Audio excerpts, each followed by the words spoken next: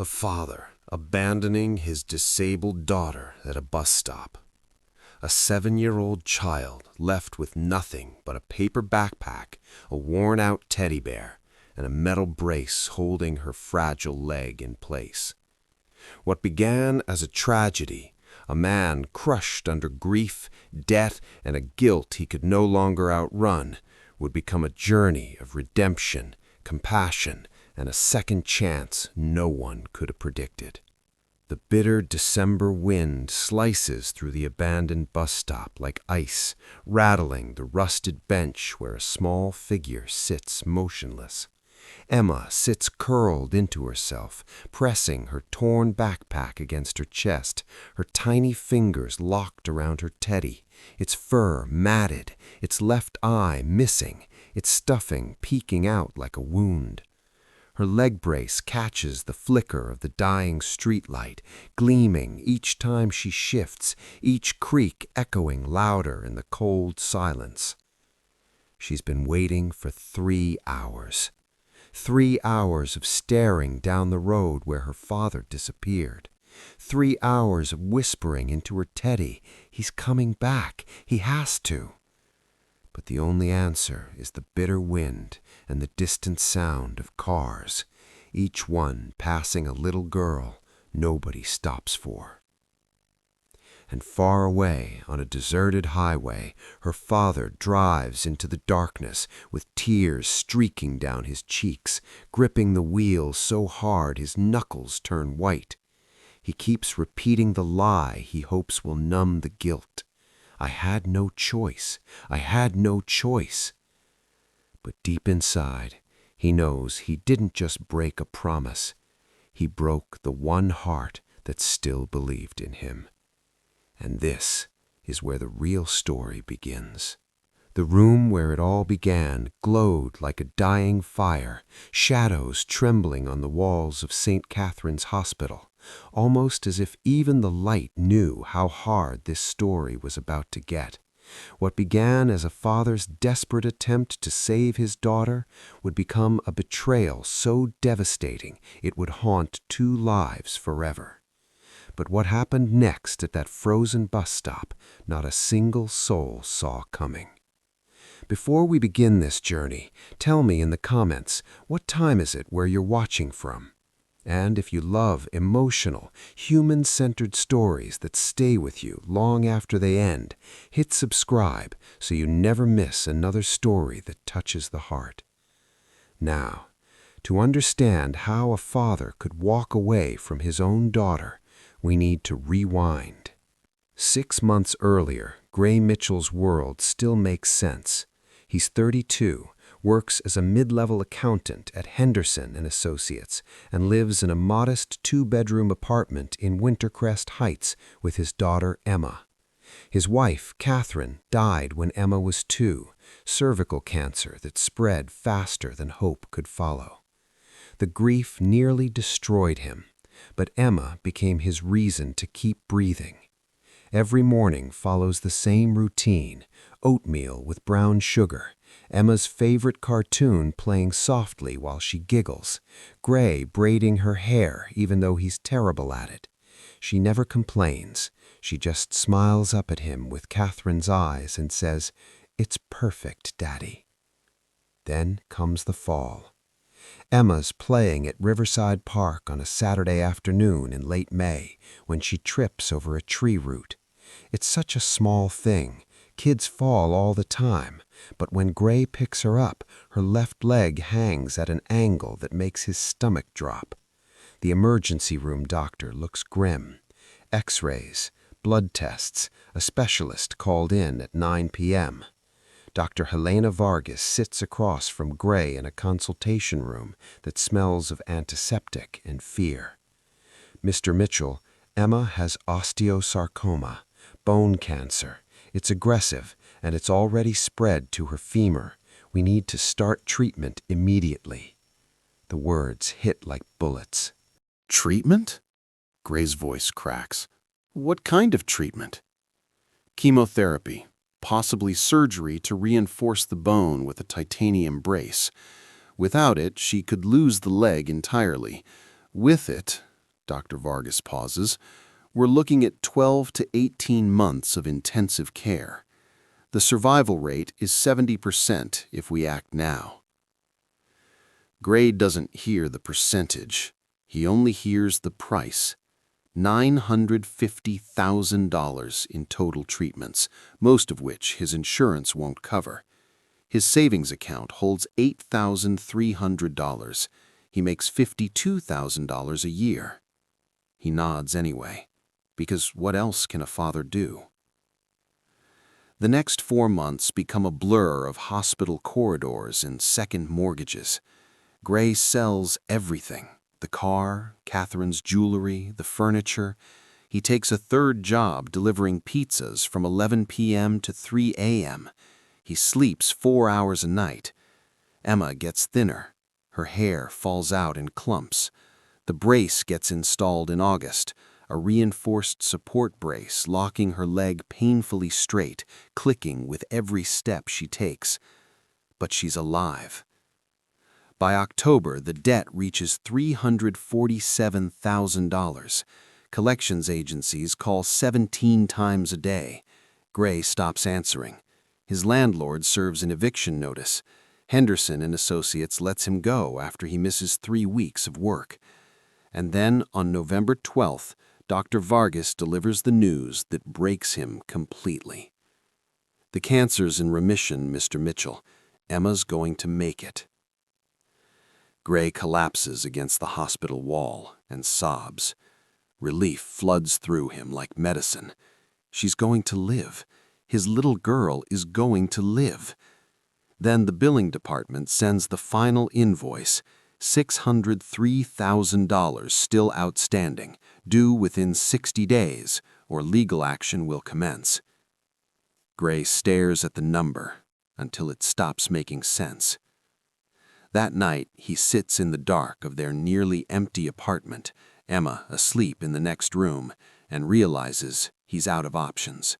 No bank will loan him money, no family left to ask. His parents died years ago. Catherine's family cut him off after she passed. He's drowning, and there's no hand reaching down. Except one. Malcolm Cross owns a private lending firm downtown.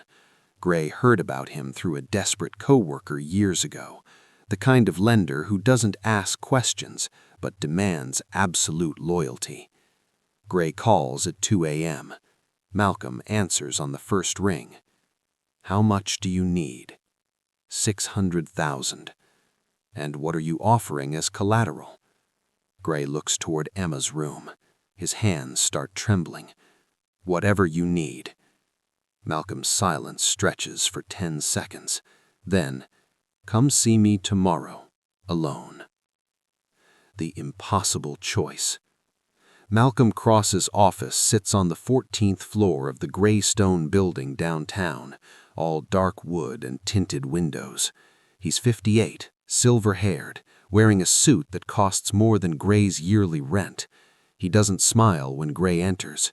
He just gestures to a chair. "You look like hell, Mr. Mitchell." Gray sits. "I need help." "I know what you need. The question is whether you can handle the price." Malcolm slides a folder across the desk. "I'll cover your debt, all of it, plus $50,000 for you to resettle somewhere new, get back on your feet." Gray's chest tightens. "What's the catch?" You disappear tonight. Leave the city, leave your daughter, and never come back. She'll go into state care. Good foster systems in this area. She'll survive. You get a fresh start. Clean slate. The room tilts. You want me to abandon Emma? I'm offering you freedom from a debt that will destroy you both. You can't work, can't provide, can't even keep a roof over her head. In 6 months, you'll both be homeless. In a year, the stress will kill you. Is that what Catherine would want? Gray hears his own trembling voice echoing inside his skull. Save the baby, save yourself, save what's left. But his hands won't shake. She's 7 years old. She just survived cancer. She needs stability, not a father collapsing under impossible debt. Malcolm's tone never changes. It's almost kind. I've seen men like you, Gray. You'll run yourself into the ground trying to be a hero, and when you finally break, Emma will be there to watch it happen. This way, she gets a chance. The cold, fluorescent lights spill down from above, washing everything in pale white. Gray can barely breathe. I can't. You can, and you will, because deep down, you already know it's the only option left. Malcolm places a briefcase on the desk, opens it. Stacks of cash sit inside, enough to bury every debt, every nightmare, every sleepless night. Gray stares at it. His vision blurs. 24 hours, Mr. Mitchell. After that, the offer expires. Gray doesn't sleep that night. He sits on Emma's bed, watching her breathe, the slow rise and fall of her small chest. She stirs at 3 a.m., opens her eyes. Daddy? I'm here, sweetheart. Are we okay? His throat closes. Yeah, we're okay. She smiles, half asleep, and drifts back under. Gray kisses her forehead. His tears fall silently onto her blanket. At 6 a.m., he makes the call. I'll do it. Malcolm's voice is steady. Smart choice. There's a bus stop on Haverhill Avenue near 9th Harbor Station. Drop her there at 8:30 p.m. tonight. I'll have someone watching to make sure she's picked up by social services within the hour. You take the money and leave the city immediately. Understood? Understood. He hangs up. The phone slips from his hand. He collapses against the kitchen counter and cries, the kind of cry only a completely broken man can cry. The Longest Walk. December 18th, 8:15 p.m. Gray drives Emma to Haverhill Avenue in a borrowed car. She sits in the back seat, humming a song from her favorite cartoon, swinging her good leg. The brace clicks softly with each movement. She doesn't know. She thinks they're going to get ice cream. Daddy, can I get chocolate chip? Sure, Em. Anything you want. The bus stop appears ahead, rusted, empty, a single flickering streetlight casting long shadows. Gray's hands grip the wheel so tight his knuckles turn white. He parks. His chest feels like it's caving in. Why are we stopping here? He unbuckles her seatbelt, lifts her out, sets her on the bench. The wind cuts through both of them, sharp as fresh-cut pine mixed with exhaust. Emma, I need you to wait here for a little bit, okay? Someone's going to come get you. Her face scrunches in confusion. Who? Someone good. Someone who'll take care of you. Fear flashes in her eyes. Where are you going? His voice breaks. I have to go away for a while. No. She grabs his coat. Daddy, don't leave. I'm sorry, sweetheart. I'm so sorry. He pulls her hands away gently, steps back. Her face crumples. Daddy, please. He turns. He walks toward the car. He doesn't look back. Daddy! Her scream tears through the night. Gray collapses against the steering wheel, trembling, every instinct screaming at him to turn around. But he doesn't. He starts the engine. He drives, and with every mile, a piece of him dies. Behind him, Emma sits alone on the frozen bench, crying into her torn backpack, waiting for a father who's never coming back. Maxwell Harry didn't plan to drive down Haverhill Avenue that night. He's 54, chief investment officer at Meridian Holdings, worth $47 million, and usually takes the highway home to his estate in the Highlands. But tonight, something pulls him off course.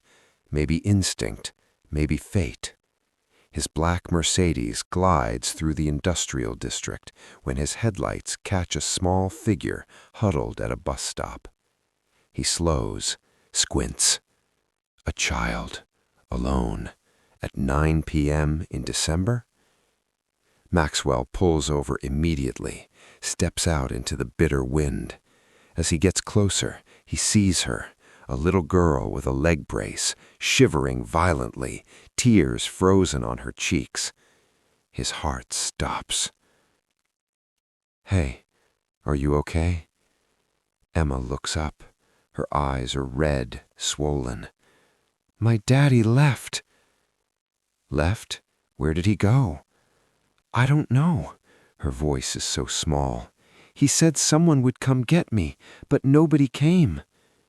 Maxwell's jaw tightens. He scans the empty street. No cars, no people, nothing. Just cold darkness and a child abandoned like garbage.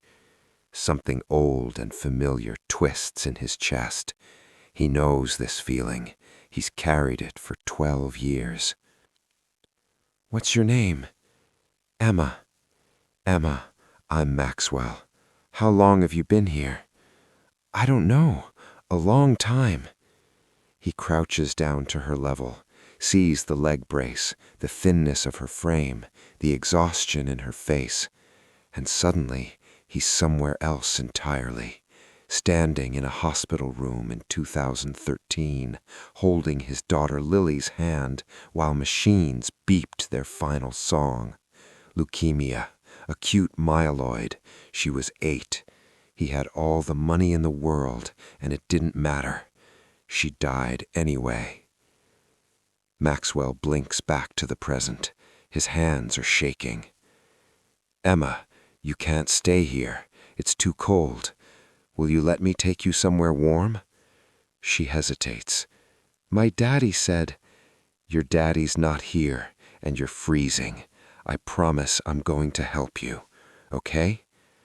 After a long moment, Emma nods. Maxwell lifts her carefully. She weighs almost nothing, and carries her to his car. As he buckles her in, she whispers, "Are you taking me to jail?" "No, sweetheart. I'm taking you home." Maxwell's estate is a sprawling modern home with floor-to-ceiling windows overlooking the valley. Emma stares at it like she stepped into a dream. Inside, warmth envelops them, a clean winter scent drifting in from the fireplace, sharp as fresh-cut pine. Maxwell's housekeeper, Mrs. Chen, appears immediately. "Mr. Harry, who—" "She needs food, warm clothes, and a bed, now." Mrs. Chen doesn't question. Within 20 minutes, Emma is in pajamas 3 sizes too big, eating soup at the kitchen table. Maxwell watches from the doorway, a glass of whiskey untouched in his hand. She eats slowly, mechanically, like she's forgotten how. When she's done, he sits across from her.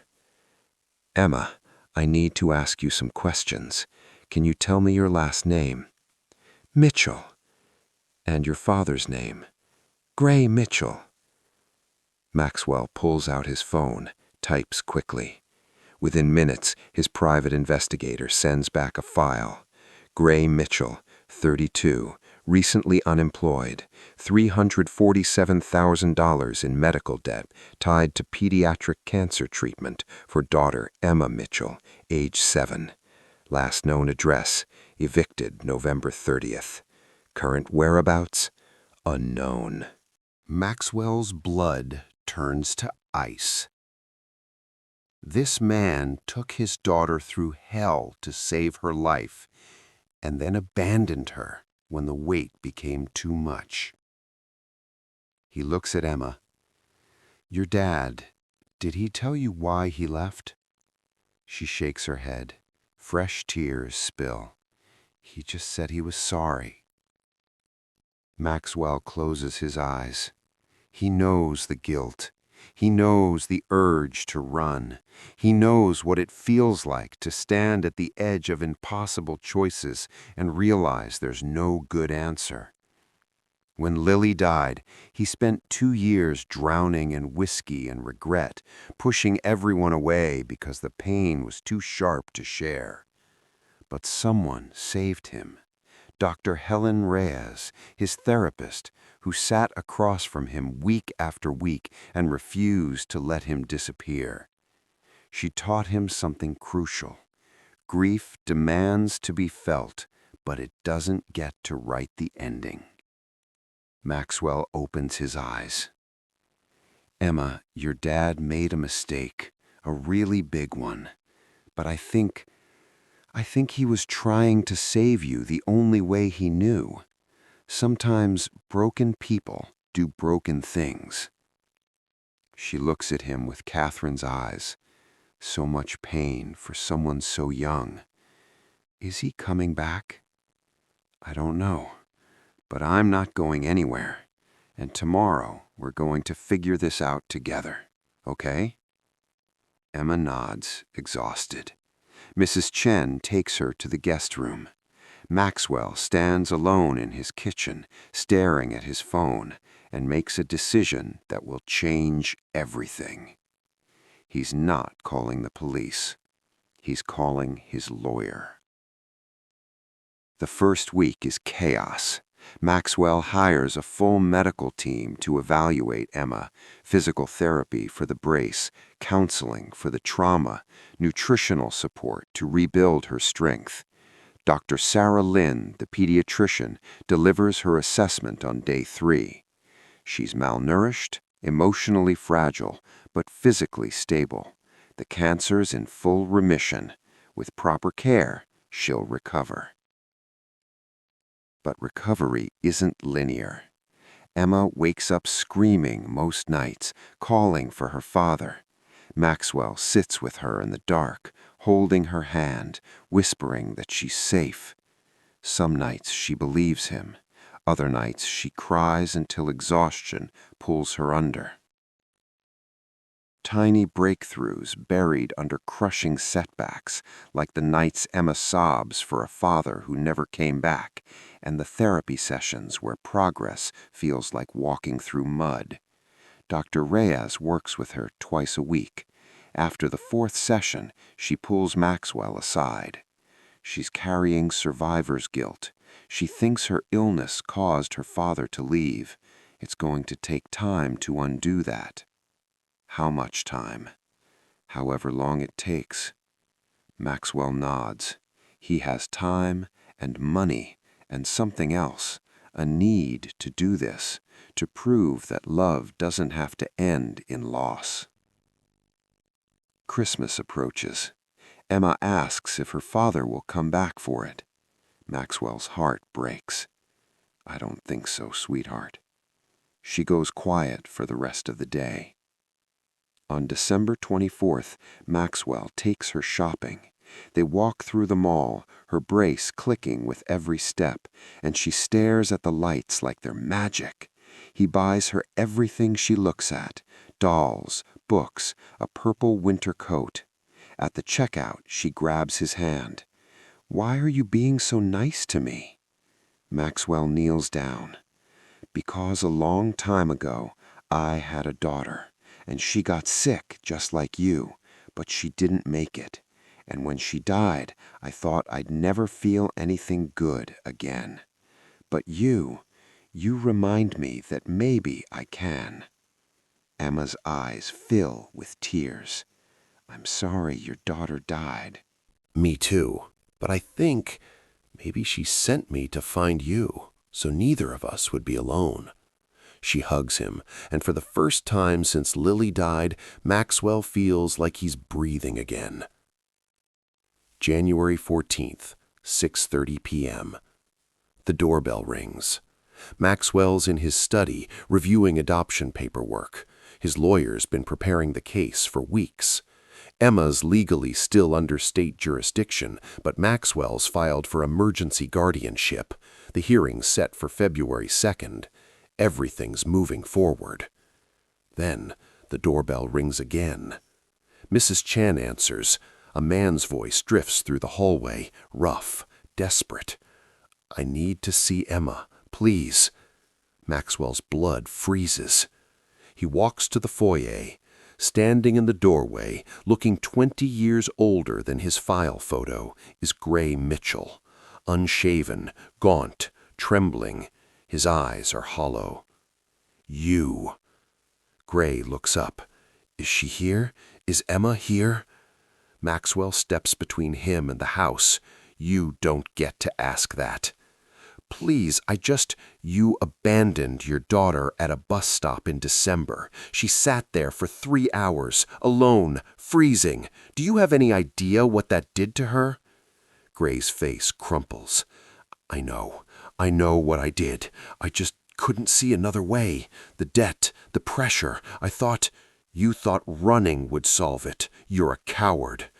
I know I'm a coward, but I can't sleep, I can't eat, I can't stop seeing her face. I need to know she's okay, please." Maxwell's hands curl into fists. Every instinct screams to slam the door. But then he hears it.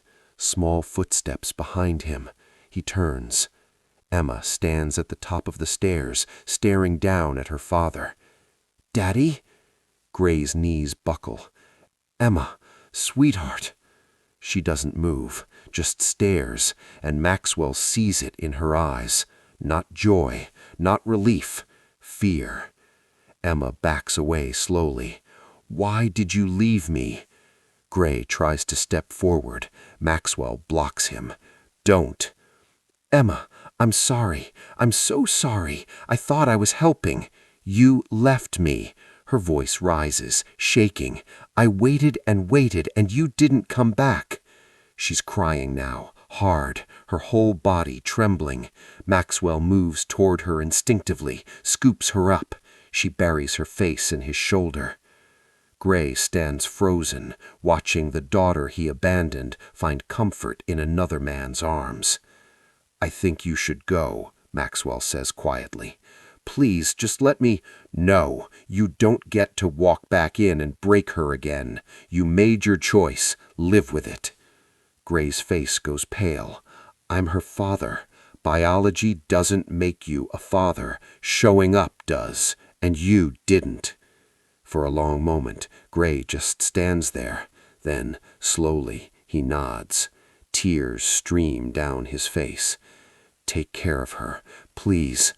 "I already am." Gray turns, walks to his car, drives away, and this time when he leaves, Emma doesn't scream. She just holds Maxwell tighter and whispers, "Don't let him take me." "Never," Maxwell promises. "You're safe now." February 2nd, 10 a.m. The Winter Crest County Courthouse smells like old wood and bureaucracy. Maxwell sits at the plaintiff's table with his lawyer, David Brennan. Emma's with Mrs. Chen in the back row. She didn't want to come, but the judge required it. Maxwell glances back. She's staring at her hands. Judge Patricia Moreland enters, a woman in her 60s with sharp eyes and no patience for nonsense. "This is the matter of guardianship for Emma Catherine Mitchell. Mr. Brennan, proceed." David stands. "Your Honor, my client, Maxwell Harry, is petitioning for full legal guardianship of Emma Mitchell. The child's biological father, Gray Mitchell, abandoned her on December 18th at approximately 8:30 p.m., leaving her alone at a bus stop in sub-freezing temperatures. Mr. Harry discovered her 3 hours later and has provided full financial, medical, and emotional support since." Judge Moreland looks at Maxwell. "Mr. Harry, why are you seeking guardianship instead of allowing the state to place her in foster care?" Maxwell stands. "Because I know what it's like to lose a child, Your Honor, and I'm not willing to let Emma become a statistic. She deserves stability. She deserves someone who won't leave. And you believe you can provide that?" "I know I can." The judge flips through the file. Mr. Mitchell has made no attempt to reclaim custody? David shakes his head. He visited once, Your Honor. Emma refused to see him. He hasn't returned. The judge looks towards the back of the courtroom. Is the child present? Emma stands slowly, Mrs. Chen holding her hand. The judge's expression softens. Sweetheart, can you come up here? Emma walks forward, the slow click of her brace echoing through the silent room. She stops in front of the bench. Sweetheart, do you understand what's happening today? Emma nods. Mr. Harry wants to become your legal guardian. That means he'd be responsible for you, like a parent. Do you want that? Emma looks at Maxwell. He doesn't move, doesn't speak, just waits. He didn't leave me, Emma says quietly. My daddy left, but Maxwell stayed. Judge Moreland's eyes glisten. She clears her throat. Mr. Harry, I'm granting your petition for full legal guardianship effective immediately.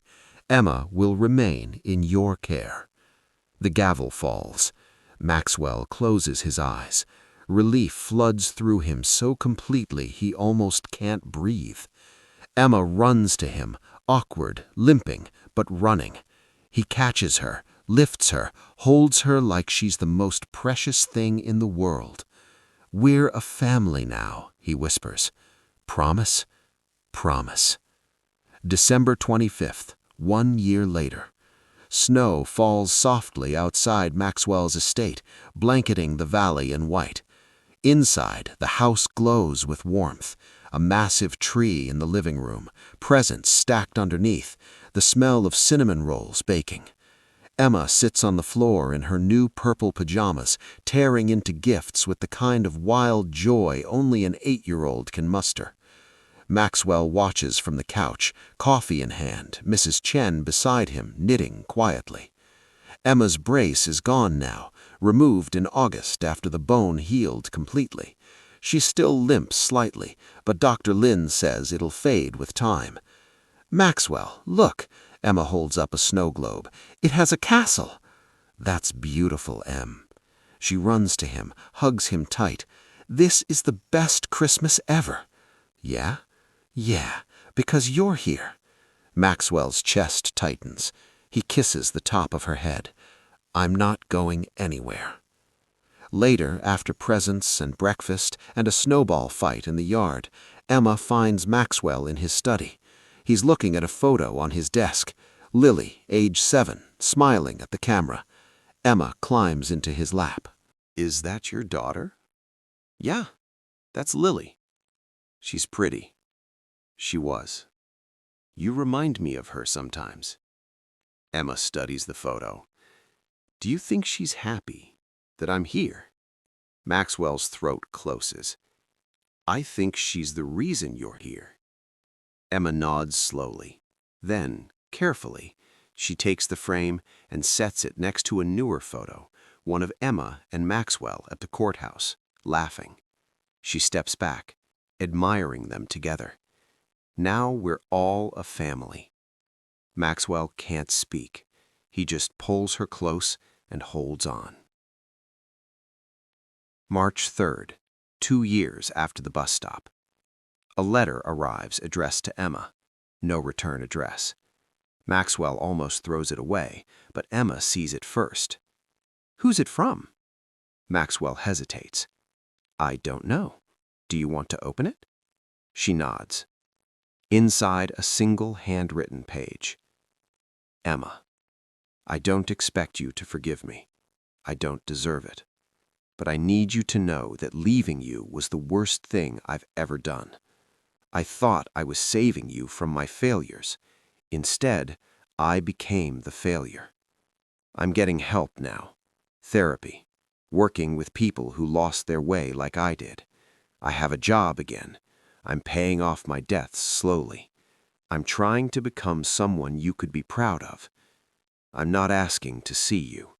I'm not asking for anything. I just wanted you to know that you were always loved, even when I couldn't show it, even when I ran. Maxwell gave you something I couldn't, a second chance. Hold on to that. Hold on to him. I'm sorry, sweetheart, for everything. Dad. Emma reads it twice. Then she folds it carefully and hands it to Maxwell. What do you want to do with this? He asks. She thinks for a long moment. Keep it, but I don't want to write back yet. That's okay. You don't have to. Maybe someday. Maybe someday. She nods, and then, like nothing happened, she runs off to play with Mrs. Chen's cat. Maxwell watches her go, the letter still in his hand, and realizes something profound. Forgiveness isn't about erasing the past. It's about choosing not to let it write the future. 5 years later, Emma is 13. She walks without a limp now, plays soccer at Wintercrest Academy, has friends who don't know the story of the bus stop. Maxwell's still her guardian, legally, emotionally, completely. They're at dinner one night when Emma asks, "Do you ever think about my dad?" Maxwell pauses mid-bite. "Sometimes. Why?" "I think I want to see him." Maxwell sets down his fork. "Are you sure?" "Not to go back, just to talk, to tell him I'm okay." Maxwell nods slowly. "If that's what you need, I'll make it happen." 2 weeks later, they meet Gray at a quiet cafe downtown. He looks different, healthier, steadier, older in a good way. When Emma walks in, he stands immediately, tears already forming. "Hi, sweetheart." "Hi, Dad." They sit. The conversation is awkward, stilted, full of long pauses, but Emma tells him about school, about soccer, about the life Maxwell gave her. Maxwell listens like every word is sacred. At the end, Emma says, "I forgive you, not because what you did was okay, but because holding on to it was hurting me more than you." Gray breaks down completely. "Thank you. I don't deserve it, but thank you." Emma stands. "I have to go, but maybe we can do this again sometime." "I'd like that." She hugs him, brief, careful. Then she walks back to Maxwell, who's waiting at the door. As they leave, Gray watches them go, and for the first time in years, he smiles. Because family might walk away, but healing often comes from the hands we never expected. And sometimes second chances don't erase the past, they just give us the strength to carry it forward. Maxwell takes Emma's hand as they step into the sunlight. "You did good in there, kiddo." "Thanks. Can we get ice cream?" "Chocolate chip?" "Obviously." They walk together down the street, two people who found each other in the wreckage and built something unbreakable. And somewhere above, maybe Lily smiles. Maybe Catherine does too, because love doesn't end when hearts stop beating. It just finds new ways to survive. Drop a violet in the comments. Subscribe for more stories about people who chose love over convenience. And if someone ever showed up for you when you needed it most, share your story. Let's remind the world that good people still exist. See you in the next one.